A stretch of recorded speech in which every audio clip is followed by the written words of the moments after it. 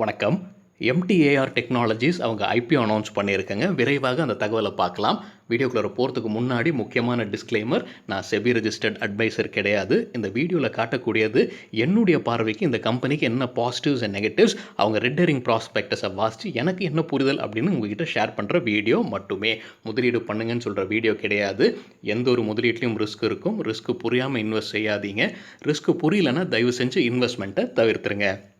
வீடியோக்குள்ளார கம்பெனியை பற்றி பார்க்கலாம். கம்பெனி என்ன பிஸ்னஸ் செய்கிறாங்க, ஐபிஓட தகவலை பார்க்கலாம். என்ன ஃபண்ட் ரைஸ் பண்ண போகிறாங்க, ஃபண்டை வச்சுக்கிட்டு கம்பெனி என்ன பண்ண போகிறாங்க, ப்ரொமோட்டர்ஸ் ஷேரை செல் பண்ணுறாங்களா, அவங்க ஷேர்ஸ் ஏதாவது பிளெட்ஜ் ஆகிருக்கா, ரீட்டைல் இன்வெஸ்டர்ஸ்க்கு என்ன ரிசர்வேஷன் இருக்குது, கடைசியாக கம்பெனியுடைய ஃபினான்ஷியல் நம்பர்ஸை அனலைஸ் பண்ணுறதுக்கு முயற்சிக்கலாம். Operating revenue, profit, earnings per share, PE, கடன், அப்புறம் கடன் ரிலேட்டடான ரேஷியோ பார்க்குறதுக்கு முயற்சிக்கலாம். வீடியோக்குள்ளே போகிறதுக்கு முன்னாடி நம்ம ருப்பி டிரைவர் சேனலை சப்போர்ட் பண்ணுற அனைத்து நல்ல உள்ளங்களுக்கும் நன்றி. வீடியோ பிடிச்சிருந்ததுன்னா தயவு செஞ்சு லைக் பண்ணுங்கள், தெரியாதவங்களுக்காக ஷேர் பண்ணுங்கள்.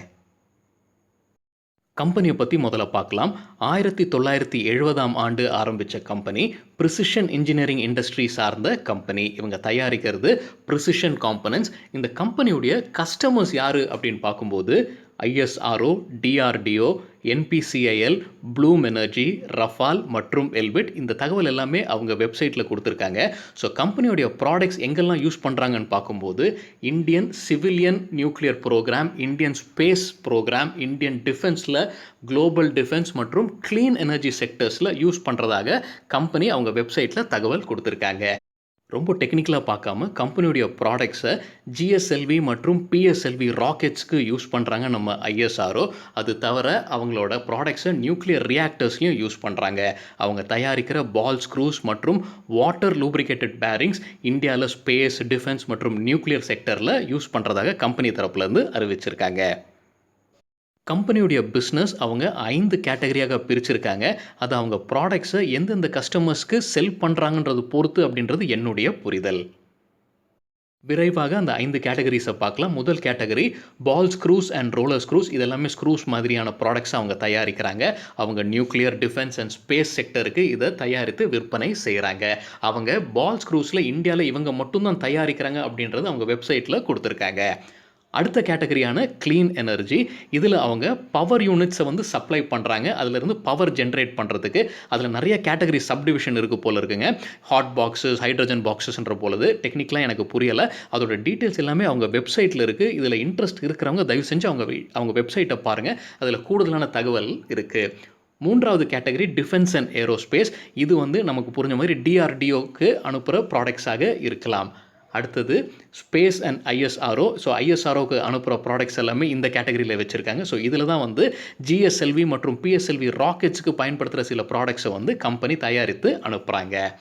கடைசி கேட்டகரியான சிவிலியன் நியூக்ளியர். ஸோ நியூக்ளியர் ரியாக்டர்ஸ்க்கு இந்த கம்பெனி தயாரிக்கிற சில ப்ராடக்ட்ஸ் பயன்படுது. ஸோ அதை இந்த கேட்டகரி கீழே கொண்டு வந்திருக்காங்க.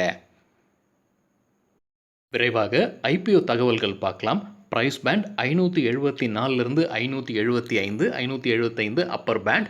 லாட் சைஸ் பார்த்தீங்கன்னா 26 யூனிட். ஸோ குறைந்தபட்சம் 26 யூனிட் வாங்கணும். அதுக்கப்புறம் மல்டிபிள்ஸ் ஆஃப் 26ல் வாங்கலாம். ஸோ குறைந்தபட்சம் அப்பர் பேண்டில் நம்ம அப்ளை செய்கிறோம் 575னா 14,950 ரூபாய் செலவு செய்ய வேண்டும் இந்த IPOக்காக. இந்த IPOவில் ஃப்ரெஷ் இஷ்யூனா புது ஷேர்ஸ் எவ்வளவு வருது அப்படின்னு பார்க்கும்போது 21,48,149 ஈக்விட்டி ஷேர்ஸ் புதுசாக வருது. இது அப்பர் பேண்டுக்கு விலை போனால் இதற்கு மதிப்பு வருது 123.5 கோடிகள், இல்லைனா 1,235 மில்லியன் ரூபாய்கள். ஆஃபர் ஃபார் சேல், அதாவது ஆல்ரெடி எக்ஸிஸ்டிங் இன்வெஸ்டர்ஸ் இல்லை ப்ரொமோட்டர்ஸ் அவங்க ஷேர்ஸை செல் பண்ணுறது தான் ஆஃபர் ஃபார் சேல். அது வழியாக வரக்கூடிய ஷேருடைய எண்ணிக்கை 82,24,270 ஷேர்ஸ்.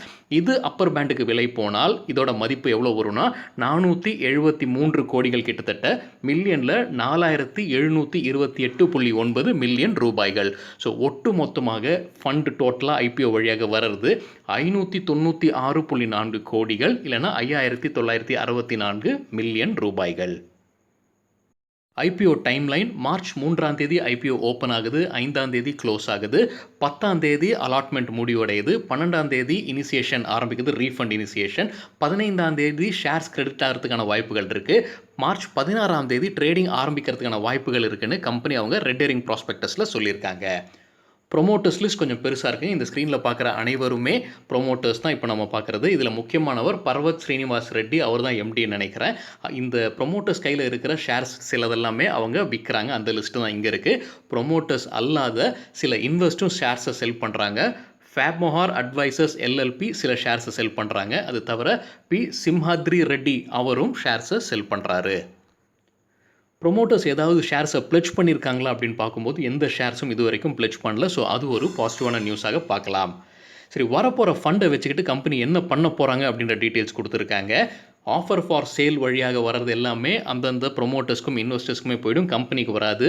ஃப்ரெஷ் இஷ்யூவில் ரைஸ் ஆகிற ஃபண்டு மட்டுமே கம்பெனிக்கு வரும். ஸோ அதில் 630 மில்லியன் இல்லைனா 63 கோடி ரூபாய் அவங்களோட கடன் அடைக்கிறதுக்கான வாய்ப்புகள் இருக்குன்னு கம்பெனி சொல்லியிருக்காங்க. அதுக்கப்புறம் 95 கோடி ரூபாய் பார்த்தீங்கன்னா அவங்களோட ஒர்க்கிங் கேபிட்டல் ரிக்வயர்மெண்ட்டுக்கு ஒதுக்கியிருக்காங்க. சரிங்க, ரீட்டைல் இன்வெஸ்டர்ஸ்க்கு என்ன பர்சன்டேஜ் அலோகேஷன் ரிசர்வேஷன் இருக்குன்னு பார்க்கும்போது ரீட்டைல் போர்ஷனுக்கு 35% ரிசர்வேஷன் இருக்குது. QIB போர்ஷன் 50% இருக்குது. நான் இன்ஸ்டிடியூஷனல் போர்ஷன் 15% இருக்குது. ஸோ ரீட்டைல் போர்ஷன் 35% இருக்கிறது ஒரு நல்ல விஷயமாக பார்க்கலாம்.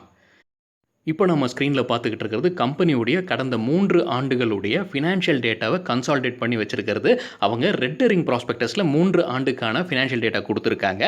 அது மட்டும் இல்லாமல் கரண்ட் ஆண்டான ஃபினான்ஷியல் இயர் 2021 முதல் 9 மாதத்திற்கான ஃபினான்ஷியல் டேட்டாவும் கொடுத்துருக்காங்க. அதை நம்ம பின்வரும் ஸ்லைடில் பார்க்கலாம். முக்கியமாக கவனிக்க வேண்டியது இங்கே இருக்கிற நம்பர்ஸ் எல்லாமே மில்லியன் ருபீஸில் இருக்கிறது. ஒவ்வொரு லைன் ஐட்டும் நம்ம டீட்டெயில்டாக பார்க்கறதுக்கு முயற்சிக்கலாம். முக்கியமாக பார்க்க வேண்டியது ரெவென்யூ ஃப்ரம் ஆப்ரேஷன்ஸ் 18 19, 19 20 அதிகரித்து கொண்டே வருவது பாசிட்டிவான சைன். ஆனால் கவனிக்க வேண்டிய விஷயம்னு சொன்னது ப்ராஃபிட் பிஃபோர் டேக்ஸும் பார்த்தீங்கன்னா அதிகரித்து கொண்டே வருது. ஆனால் ப்ராஃபிட் ஆஃப்டர் டேக்ஸ் பார்த்தீங்கன்னா குறையுது 2020 19 கம்பேர் செய்யும்போது. அதற்கு காரணம் பார்த்தீங்கன்னா ஃபினான்ஷியல் இயர் 2020 டிஃபர்ட் டேக்ஸ் கொஞ்சம் அதிகமாக இருந்திருக்கு. அதனால தான் ஃபினான்ஷியல் இயர் 2019 விட ப்ராஃபிட் ஆஃப்டர் டேக்ஸ் கம்மியாக தெரியுது. சரிங்க, ரெவென்யூ ஃப்ரம் ஆப்ரேஷன் அதிகரித்து கொண்டே இருக்கிறத பார்த்தோம். எவ்வளவு அதிகரிக்குதுன்னு பார்க்கும்போது ஃபினான்ஷியல் இயர் 2018 20 CAGR வழியாக பார்க்கும்போது ஆண்டுக்கு 15.7% அதிகரிக்குது. வெறும் போன வருடம் மட்டும் பார்க்கும்போது 19 ஃபினான்ஷியல் இயர் 19 ஃபினான்ஷியல் 20 பார்க்கும்போது 16.4% அதிகரிக்குது ரெவென்யூஸ் ஃப்ரம் ஆப்ரேஷன். இதே ஆப்ரேட்டிங் ப்ராஃபிட் அதாவது EBITDA, earnings before interest, taxes, depreciation and amortisation பார்க்கும்போது அதுவும் அதிகரித்து கொண்டே தான் வருது. அது ஒரு நல்ல சைன் தான். EBITDA மார்ஜின் அதாவது ஆப்ரேட்டிங் ப்ராஃபிட் மார்ஜின் பார்க்கும்போது 68 இருந்தது ஃபினான்ஷியல் இயர் 2018, அப்புறம் அதிகரிக்குது 73 2019. ஆனால் மறுபடியும் குறையுது ஃபினான்ஷியல் இயர் 2020 67. சரி, எவ்வளவு அதிகரிக்குதுன்னு பார்க்கும்போது CAGR வழியாக ஆண்டுக்கு 14.5% அதிகரிக்குது கடந்த 3 ஆண்டுகளை கம்பேர் பண்ணும்போது. வெறும் கடந்த ஆண்டு மட்டும் பார்க்கும்போது 7.1% அதிகரிச்சிருக்கு. சரிங்க, ப்ராஃபிட் ஆஃப்டர் டேக்ஸ் செக் பண்ணும்போது அதுவும் பார்த்தோம். இப்போ தான் நம்ம பார்த்தோம் ப்ராஃபிட் ஆஃப்டர் டேக்ஸ் 2018 19 அதிகரிக்குது. ஆனால் 19 to 20 கம்மியாகுது. அதான் டிஃபர்ட் டேக்ஸ்ன்ற ரீசன் நான் சொன்னேன். எவ்வளோ பர்சன்டேஜில் அதிகரிக்குதுன்னு பார்க்கும்போது CAGR வழியாக பார்க்கும்போது ஆண்டுக்கு ஃபினான்ஷியல் இயர் 2018 20 பார்க்கும்போது 140% இருக்குது. ஸோ ஒரு பெரிய நம்பராக இருக்குது. ஏன்னா ஃபினான்ஷியல் 2018 வெறும் 54 மில்லியன் ரூபாய்கள் மட்டும்தான் இருந்தது ப்ராஃபிட்டு. அதே போன வருடம் மட்டும் செக் பண்ணும்போது டிப் இருக்குது. 20.1% நெகட்டிவில் இருக்குது க்ரோத். சரிங்க, ROE மற்றும் ROCE ரிட்டர்ன் ஆன் ஈக்விட்டி மற்றும் ரிட்டர்ன் ஆன் கேபிட்டல் எம்ப்ளாய்ட் இரண்டுமே எவ்வளோ அதிகமாக இருக்குதோ அவ்வளோ நல்லது கம்பெனிக்கு. ஸோ ROE பார்க்கும்போது ஃபினான்ஷியல் இயர் 2018 மிக குறைவாக இருக்குது 2.6, 2019 அதிகரிச்சிருக்கு, பாசிட்டிவ் சைன் தான் 18 கிட்டத்தட்ட. 2020 மறுபடியும் குறையுது. ஸோ இது ஒரு நல்ல சைனாக எனக்கு தெரியலைங்க. அதே மாதிரி ரிட்டர்ன் ஆன் கேபிட்டல் எம்ப்ளாய்டும் எவ்வளோ அதிகமாக இருக்கோ அவ்வளோ நல்லது. ஃபினான்ஷியல் இயர் 2018 கிட்டத்தட்ட 10 இருந்தது. அதுக்கப்புறம் 19 அதிகரிக்குது 17.5. ஃபினான்ஷியல் இயர் 2020 மறுபடியும் அதிகரிக்கிறது 19.8. ஸோ இது ஒரு பாசிட்டிவ் சைனாக நாம பார்க்கலாம். ஆனால் இவங்க பியர்ஸ் இருந்தால் அது கூட கம்பேர் பண்ண நமக்கு இன்னும் ஒரு நல்ல கிளாரிட்டி கிடைக்கும். கம்பெனியுடைய கடன் எப்படி இருக்குன்னு பார்க்கும்போது அது அதிகரித்து கொண்டே தான் இருக்குது. ஃபினான்ஷியல் இயர் 2018 197 மில்லியனாக இருந்தது. ஃபினான்ஷியல் இயர் 2020 முடியும் போது 291.33 இருந்தது. இன்ட்ரெஸ்ட் கவரேஜ் ரேஷியோ தெரியாதவங்களுக்கு ஒரு சின்ன பின்னணி. கம்பெனி கடன் எடுத்திருந்தாலும் அதோடைய வட்டி கட்டுறதுக்கான கெப்பாசிட்டி அந்த வருடத்திற்குரிய வருமானத்திலிருந்து கம்பெனிக்கு எவ்வளவு இருக்குன்னு சொல்கிறது தான் இந்த இன்ட்ரெஸ்ட் கவரேஜ் ரேஷியோ. இது எவ்வளவு அதிகமாக இருக்கோ அவ்வளவு நல்லது கம்பெனிக்கு. இதுவும் பார்த்தீங்கன்னா ஃபினான்ஷியல் இயர் 2018 22 இருந்தது. ஃபினான்ஷியல் இயர் 2019 28 இருந்தது. ஆனால் 2020 பார்க்கும்போது கிட்டத்தட்ட அதே நம்பர் தான் 28 இருந்தது. ஸோ ஸ்டாண்டர்டாக மெயின்டைன் பண்ணிக்கிட்டு இருக்காங்க. முக்கியமான ஒரு விஷயம் பார்க்கும்போது இந்த கடன் நம்பர் வந்து ஃபினான்ஷியல் இயர் 2021 முதல் 9 மாத ஃபினான்ஷியல் டேட்டாவும் கொடுத்துருக்காங்க ரெட் ஹெரிங் ப்ராஸ்பெக்டஸில். அதில் பார்க்கும்போது கடனோட டோட்டல் எண்ணிக்கை பார்க்கும்போது 654.68 மில்லியன் ரூபாயாக இருக்குது. ஃபினான்ஷியல் இயர் 2020 பார்த்தீங்கன்னா கிட்டத்தட்ட 300 மில்லியன். அது இப்போ டபுள் ஆயிருக்கு, ஃபினான்ஷியல் இயர் டபுளுக்கும் மேலே இருக்குது. ஃபினான்ஷியல் இயர் 2021 டிசம்பர் 2020 டேட்டா பிரகாரம் பார்க்கும்போது. ஸோ ஆனால் அவங்க இந்த ஐபிஓ வழியாக புது ஃப்ரெஷ் இஷ்யூ வழியாக வரப்போகிற ஃபண்ட்ஸை வச்சுக்கிட்டு அவங்க கடனை அடைக்க போகிறதாகவும் கம்பெனி சொல்லியிருக்காங்க. ஸோ அதுவும் நம்ம மனதில் கொள்ளணும். Debt to equity ratio compare பண்ணும்போது ஃப்ளாட்டாக இருக்குது, கொஞ்சம் பாசிட்டிவாக இருக்கிற மாதிரி தான் தெரியுது. ஆனால் இது எல்லாமே நம்ம ஃபினான்ஷியல் இயர் 2020 டேட்டா வச்சு தான் பார்த்துருக்கோம். அதே ஃபினான்ஷியல் இயர் 2021 டேட்டா வச்சு பார்க்கும்போது அதிகரிக்கும் அப்படின்றது தான் என்னுடைய அபிப்பிராயங்க. அது கம்ப்ளீட்டாக நான் செக் பண்ணி பார்க்கல, ஆனால் அப்படி தான் தோணுது. அதே மாதிரி டெப் டு அசெட் ரேஷியோ ஃப்ளாட்டாக இருக்குது. இது எவ்வளோ கம்மியாக இருக்குது, இந்த 2 ரேஷியோவும் எவ்வளோ குறைவாக இருக்கோ அவ்வளோ நல்லது கம்பெனிக்கு. டெப் டு அசெட் ரேஷியோ நல்லா ஃப்ளாட்டாக வச்சுருக்காங்க. ஆனால் அது 2020 டேட்டா தான் நம்ம கம்பேர் பண்ணுறோம். 21 முழுசாக வரும்போது இது அதிகரிக்கிறதுக்கான வாய்ப்புகள் இருக்குது அப்படின்றது என்னுடைய கருத்து. சரிங்க, ஏர்னிங்ஸ் பர் ஷேர் அவங்க ரெட் ஹெரிங் ப்ராஸ்பெக்டஸில் கொடுத்துருக்காங்க. ஃபினான்ஷியல் இயர் 2018 1.9 இருந்தது. ஃபினான்ஷியல் இயர் 2019 கிட்டத்தட்ட 14 இருந்தது. திருப்பியும் 2020 குறைஞ்சிருக்கு, 11 ரூபா 11 காசாக மாறி இருக்கு. சரி, நம்ம இதை வச்சு நம்ம பிஇ கால்குலேட் செய்கிறதுக்கு முயற்சிக்கலாம். பிஇ கால்குலேட் பண்ணுறதுக்கு கரண்ட் மார்க்கெட் ப்ரைஸாக ஐபிஓட அப்பர் பேண்டான 575 எடுத்துக்கலாம். ஏர்னிங்ஸ் பர் ஷேர் வந்து ஃபினான்ஷியல் இயர் 2020 11.11 அதை எடுத்துக்கலாம். அதை வச்சு நம்ம பிஇ கால்குலேட் பண்ணும்போது 51.75 எனக்கு வருது. ஸோ என் பார்வையில் இது காஸ்ட்லியாக இருக்கிற மாதிரி தெரியுது. இது ஐபிஓக்கு முன்னாடி. ஐபிஓக்கு அப்புறம் மறுபடியும் கால்குலேட் பண்ணும், ஏன்னா புது ஷேர்ஸ் உள்ள வருது, ஷேருடைய எண்ணிக்கை அதிகரிக்க போகுது. ஸோ அதை வைத்து கால்குலேட் பண்ணும்போது ஏர்னிங்ஸ் பர் ஷேர் 11.11 10.01 குறையுது. அதனால் பிஇ கால்குலேட் பண்ணும்போது 51.75 பிஃபோர் ஐபிஓ இருந்தது, ஆஃப்டர் ஐபிஓ 57.44 அதிகரிக்குது. இது எல்லாமே நம்ம ஃபினான்ஷியல் இயர் 2020 டேட்டா தான் வச்சு பார்த்துக்கிட்டு இருக்கோம். ஸோ இது கொஞ்சம் காஸ்ட்லியாக இருக்கிற மாதிரி எனக்கு தெரியுது. ஆனால் இவங்க பியர்ஸ் கூட கம்பேர் பண்ணால் தான் அது இன்னும் பெட்டராக தெரியும். ஸோ ஏதாவது பியர்ஸ் இருக்காங்களான்னு செக் பண்ணும்போது அவங்க ரெட் ஹெரிங் ப்ராஸ்பெக்டஸில் கம்பெனி என்ன சொல்லியிருக்காங்கன்னா, எந்த ஒரு கம்பெனியும் இவங்க செய்கிற பிஸ்னஸ்க்கு ஈக்குவலண்ட்டாக இல்லை, லிஸ்டட் கம்பெனிஸ் இல்லை அப்படின்ற மாதிரி அவங்க ரெட் ஹெரிங் ப்ராஸ்பெக்டஸில் தெரிவிச்சிருக்காங்க. ஸோ அது ஒரு டிசப்பாயிண்டிங்காக இருக்குது. ஸோ கம்பேரிசன் பண்ண முடியலை. முன்ன சொன்ன மாதிரி இந்த கரண்ட் ஃபினான்ஷியல் இயர் 2021 முதல் 9 மாதத்துடைய டேட்டாவை கொடுத்துருக்காங்க. அதே மாதிரி போன வருடம் முதல் 9 மாதத்தோட டேட்டாவும் கொடுத்துருக்காங்க. ஸோ கம்பேர் பண்ணுறதுக்கு வசதியாக இருக்குது. ரெவென்யூ ஃப்ரம் ஆப்ரேஷன் பார்த்தீங்கன்னா அதிகரித்திருக்கு, பாசிட்டிவான சைன் தான். ப்ராஃபிட் ஆஃப்டர் டேக்ஸும் பார்த்தீங்கன்னா அதிகரித்திருக்கு, அதுவும் பாசிட்டிவான சைன் தான். கடனும் அதிகரித்திருந்தது, அதுவும் நம்ம இப்போ தான் பார்த்தோம். ஏர்னிங்ஸ் பர் ஷேர் பார்த்தீங்கன்னா அதுவும் அதிகரிச்சிருக்கு, 8லேருந்து 10.5 அதிகரித்திருக்கு. சரிங்க, இதுதான் சில விஷயங்கள் என்னுடைய பார்வைக்கு புரிந்தது இந்த கம்பெனியை பற்றி.